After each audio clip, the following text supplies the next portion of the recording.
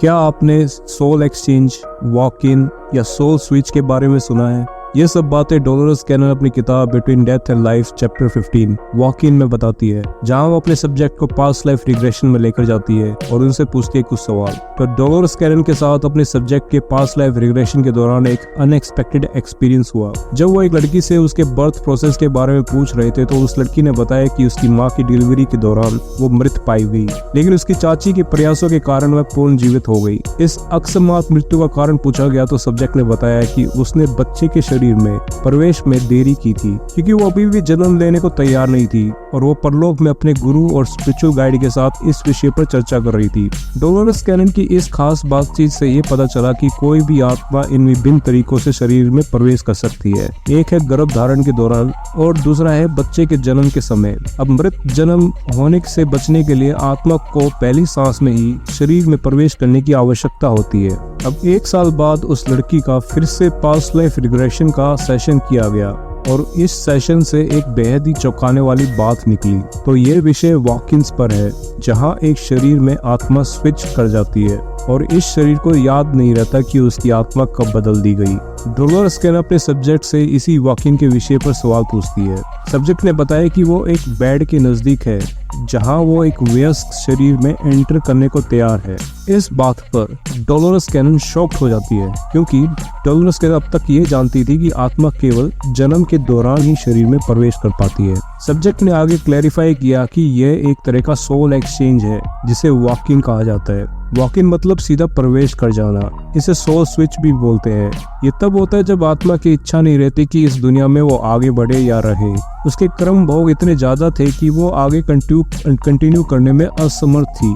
अब कुछ केसेस में व्यक्ति आत्महत्या कर लेता है क्योंकि जिंदगी उसके लिए असहनीय हो जाती है, लेकिन परलोक में आत्महत्या सबसे घोर पाप माना जाता है क्योंकि शरीर बेहद ही अनमोल है और हर किसी को शरीर इतना जल्दी मिलता नहीं है। अब जो व्यक्ति इस पृथ्वी पर अपने जीवन में इतना परेशान हो जाता है कि वो चाहता है कि वो यहाँ से निकल जाए, इस दुनिया से चले जाए, विदा करे, तो वो अपने सपन अवस्था में परलोक जाकर अपने गुरु और स्पिरिट गाइड से समझौता करता है कि मेरी जगह किसी और को भेज दिया जाए। तो सब्जेक्ट ने बताया कि सोल एक्सचेंज जो है उसके साथ 2 महीने पहले ही हुआ था, जब उसकी उम्र केवल 21 साल थी, यानी उस लड़की की उम्र 21 साल थी। इस सोल एक्सचेंज एग्रीमेंट के तहत एक सोल को अपॉर्चुनिटी मिलती है कि वो एक शरीर में किसी और आत्मा का स्थान ले सके और जन्म से लेकर अब तक जो ट्रॉमा शरीर ने झेला है उसका असर भी उस नई आत्मा पर नहीं होता। अब सवाल है कि कौन सी आत्माएं सोल एक्सचेंज कर सकती है? ये जनरली उन्नत आत्मा ही ऐसा कर सकती है जिनकी चेतना आम लोगों से ऊपर होती है। वे अध्यात्म के प्रति अधिक जागृत होते हैं। वॉकिंग बचपन और जन्म के बीच होने वाली ट्रॉमा से भी बचाता है। अध्यात्म स्तर की यादें और क्षमताओं को लेकर नई आत्मा शरीर में आती है जिससे उसकी साइकिक पावर और ज्यादा बढ़ जाती है। वैसे इस वॉकिंग का मेन उद्देश्य होता है दूसरों की भलाई करना। तुम्हारे आसपास तुम्हारे प्रियजन होते हैं और उनके लिए भलाई के लिए वो उन्नत आत्माएं को भेजते हैं जो उस पिछली आत्मा की जगह ले लेते हैं, क्योंकि नई आत्मा की जो चेतना और ऊर्जा होती है वो आसपास के लोगों की चेतना को ऊपर उठा देते हैं, यानी वे हायर लेवल पर वाइब्रेट करते हैं।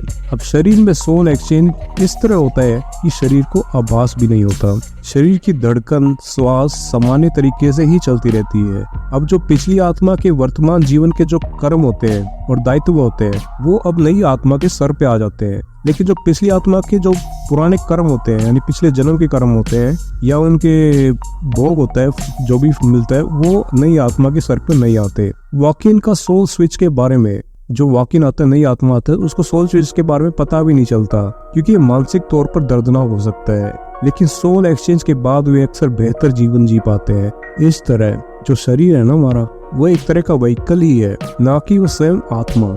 वैसे आपको मैं एक इंटरेस्टिंग बात बताता हूँ। 2-2.5 साल के बच्चे की आत्मा कई बार परलोक के चक्कर लगाती है, इसलिए वे अधिकांश समय सोते ही रहते हैं। वो परलोक में जाकर अपने गुरु और स्पिरिट गाइड से कुछ डिस्कशन करते रहते हैं, लेकिन परलोक में अधिक समय बिताने के कारण या आत्मा के शरीर में प्रवेश न करने की इच्छा के कारण कुछ केसेस में बच्चे जीवित नहीं रह पाते। सोते सोते वे फिर जाग नहीं पाते। सुनकर शायद आपको बुरा लगे, लेकिन ऐसा हो जाता है। शरीर में घुसने के बाद हम सब अपनी आध्यात्मिक ज्ञान और परलोक की जो यादें होती है वह सब भूल जाते हैं। अब सब्जेक्ट अपने सेशन खत्म होने के बाद जाग जाती है और उसे इस सोल एक्सचेंज के बारे में, वॉकिंग के बारे में बताया जाता है, लेकिन जागने पर युवा महिला ने वॉक इन होने के विचार को, सोल एक्सचेंज के विचार को स्वीकार नहीं किया।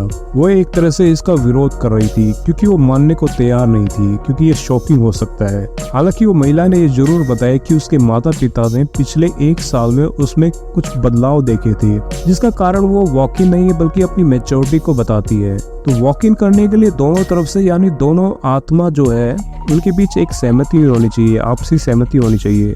इसको बॉडी पोजेशन भी नहीं कह सकते, क्योंकि बॉडी पोजेशन में कोई आत्मा या शैतानी ताकत बिना इजाजत के शरीर पे कब्जा कर लेती है। तो ये चैप्टर 15 यही समाप्त होता है। अगला वीडियो इस book between death and life का लास्ट चैप्टर है, तो बने रहिए। लाइक एंड सब्सक्राइब जरूर कीजिए। आपका